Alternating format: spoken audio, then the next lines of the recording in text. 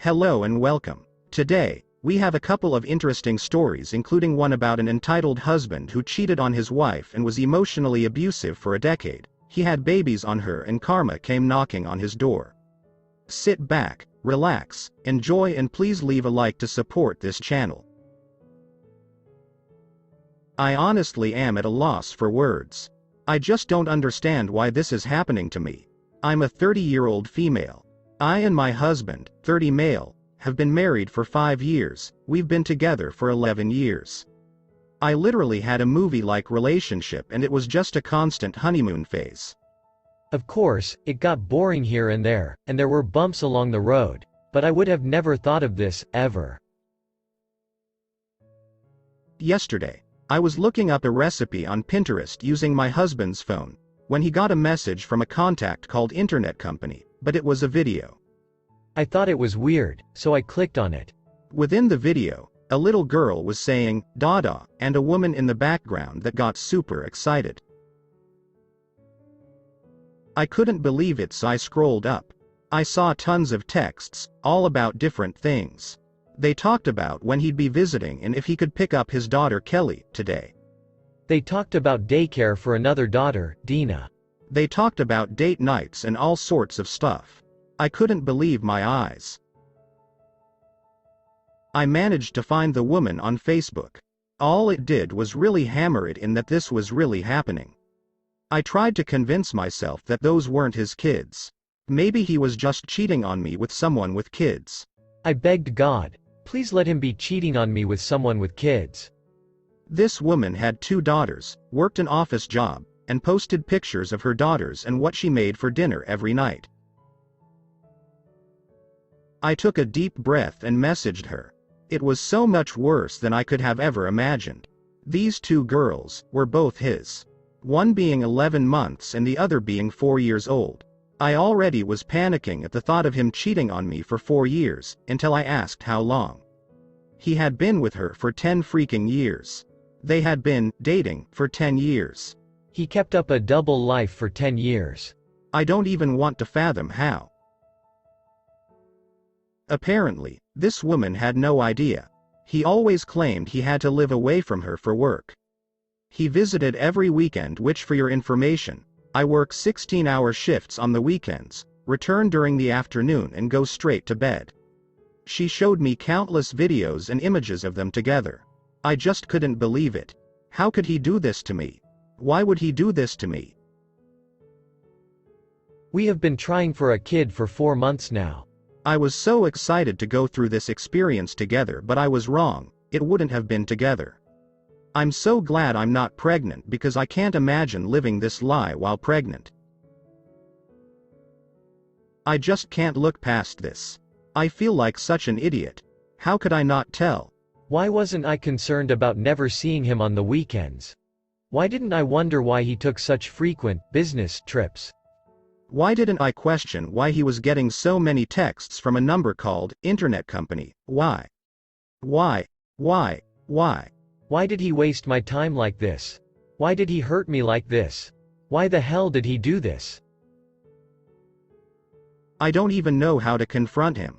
I can't sleep and I can't even be around someone like that, around someone who could do this to me. I'm so heartbroken because I can't ignore it. My life is a lie. My life is ruined. I don't know how to even try to move on. Update. Hello everyone, I am back. I've moved out of our house. I'm staying with a friend. We're getting divorced. I confronted him with said friend, just simply because you never know what can happen. But at least I got some form of closure out of this. First off, he wasn't sorry at all. He didn't even ask me to stay, just huffed and said, "Okay, if this is what you want." When I asked him why, he just looked up at me. He didn't say a word. I asked him how? How could he keep this up for so long? And what did he end up saying? He told me, because you both went along with it. So, of course, I asked further. As many of you guessed, Jenny knew. For some odd reason, she was okay with this? I still don't understand why she would lie to me instead of, I don't know, just blocking me or something. I'll admit I was upset, very upset, and confused. So I asked again, why would you do this? He told me that he was cheating on me with her since we started dating and that she was just a fling. He also didn't expect either relationship to really last, but it did. Wow. When I asked him why he cheated in the first place, he said, because I was young, I could get away with it at that time, so why not? He freaking disgusts me. I asked why he married me instead of her. He said, because you were the better choice. When I asked him to elaborate, he definitely elaborated. He said, Jenny didn't have a good job, so she was a bad investment. He also said Jenny was uglier. He said Jenny wasn't as good as me, she wasn't as clean as me, she wouldn't be as good of a partner as me, and so on. I asked why he would even have sex with her if he liked me better. To that, he answered and said, because she was more kinky. For your information, I am not kinky at all. I'm very vanilla, in fact. I asked him about the kids, of course. He clarified that the first kid was an accident. He literally did the air quotes. He said Jenny poked holes in a condom, which he found out about but never confronted her about. Of course, I don't know if I can trust this.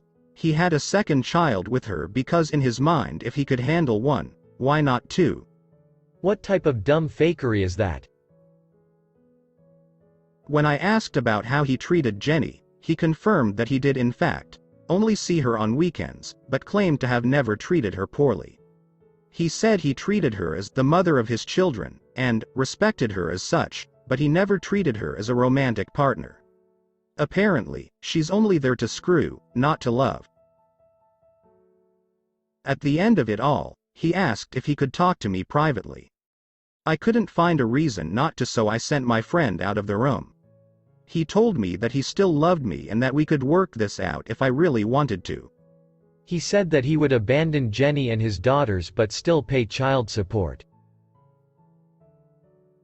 I said no, to which he let out the most dramatic sigh I'd ever heard in my life before saying, "Have it your way then." Then he wore the smuggest smile I've ever seen, like he'd won the biggest battle of all time. I was left conflicted. I cried in my friend's car all the way to his house. It's like my, now ex, could just change everything with a flick of a switch. I can feel myself already wanting him back, but I'm not going back. I'm never going back. I've got a lawyer, so does he. The papers are signed, and all that is left is court. I can't believe how much my life has changed this year. I went from getting giddy to go home to see my husband's smile, to dreading it and now hating it, wishing to never see it again. I don't know whether Jenny really knew, but I'm guessing she did. I mean, how did she not know for 10 years? But that being said, how didn't I know for 10 years? Whatever. I just wanted to let Reddit know that this is what has happened. This didn't happen recently, but I forgot about the whole Reddit post. I've got other things to worry about if you didn't notice. I don't know what to trust. I don't even want to reach out to Jenny. I don't even want to know the truth anymore. You know, Matthew, if you manage to see this, honestly, I applaud you. Congrats, you did it. You ruined everything. You got away with it for over a decade and it's finally over. I wonder if you'll go back to Jenny or just find some other girl to trick, to destroy. All I care about is that you leave me out of it. I'm looking forward to moving on and finding someone who actually loves me. My reply. Original poster. I applaud your bravery to walk away from such a tragic situation. He seems like a manipulator and a narcissist. He knew he could get away with marrying you because you are accomplished and successful and he could leech off everything you've built. He is mean and the worst person to be around. It's great you took your friend along to avoid being hurt by that man. The top replies. I know this is so painful for you, but I am so proud that you walked away. Remember, when you're feeling low and thinking of going back to him, that he never loved or respected you. He just wanted someone to play wifey with and someone else to have sex with. You deserve someone who is going to actually love you and mean it. I hope you find happiness after this dark time passes. The second reply. I'm so sorry. He is now strapped to these kids at least for the next 18 years, and hopefully, Jenny will end things and demand child support. Sadly, one day, his daughters will realize how creepy and hateful their father is, and be ashamed he is their sperm donor. You can't just treat people like this and not have it returned to you. He did you both wrong, knowingly and willingly, and was laughing about it because he got away with it. He is one of those used, ignorant spirits put here to cause pain. He has no worth, no purpose, no one will ever truly love him, and he will never find peace. When he eventually passes on into the next life, no one will even notice his absence. The third reply. Wow. The absolute worst part is when they don't even have the decency to be ashamed or sorry. They don't even pretend. It's like you've just mildly inconvenienced them, but they'll be fine, like they can just restart the game. I'm so sorry you're dealing with this. I've gone through similar, not completely the same, but definitely a cheating husband who didn't care that he was a hurtful monster, and I am sending you all the positive vibes you can. You deserve so much better. Second story. I wanted to get this story out there. This happened some years ago. This dog's name was Goldie. He was a Chihuahua Poodle mix. I hate myself every day for this, and I understand the hate I may receive. If I could do things differently, I would. My family had a new dog near the beginning of that year. The breeders took him from his parents too early, so he wasn't exactly the smartest, so my family had trouble potty training him. Many methods were tried, but all were in vain. Not only that, but his behavior, in general, was very bad. I suggested dog camps, but no one wanted to put in the effort to get that ball rolling. This is when he started being left in the cage for long periods of time, not including his eating and drinking sessions. No one let him out for fun but my mom every time she was off from work. I did nothing about it and didn't engage the dog or anything, even though I was home a lot. I wasn't his biggest fan. Why? Because he would do things that annoyed me, as well as not caring for family pets in general. I didn't want us to get a dog in the first place. Moving on with the story, everything started getting better when he was having more effort put into him, and I even volunteered to walk him sometimes. We started trying to take him out of the cage more and let him outside. Goldie started being let outside, and that's when the bad stuff happened. He ate 2 slugs. A family member witnessed it and thought nothing of it. They told me they didn't know it would make him sick when I was told about it. Over time, Goldie would start deteriorating. He had loss of balance, he ate less and was lethargic. When I learned later on, I suggested we took him to the vet when he was very sick, but everyone in my house didn't want to pay for it and they thought it would be pointless. As a result, Goldie paid for it. On his final week, I was just starting to notice how sick he was and was finally told that he ate a slug a few weeks back after pushing my family about what could have happened. That's when I tried to spend more time with him despite ignoring his presence before. I was going to pay for the vet myself with the little money I had, but was told by my family that it was just a waste and that I shouldn't take him because he probably wouldn't survive. On his final night, I was taking him out of the cage and petting him, and he couldn't even stand up no matter how hard he tried. I was a sobbing mess. Later that night, we lost him. I was very sad and had never seen a dead dog before in person. Filled with sadness for his loss, I cried even more. I'm just glad he didn't die alone and that I was by his side when he was dying. Petting his head and talking to him. This was a dog we had for about 10 months at this point. Goldie was failed by his family, and was dealt a bad hand in life.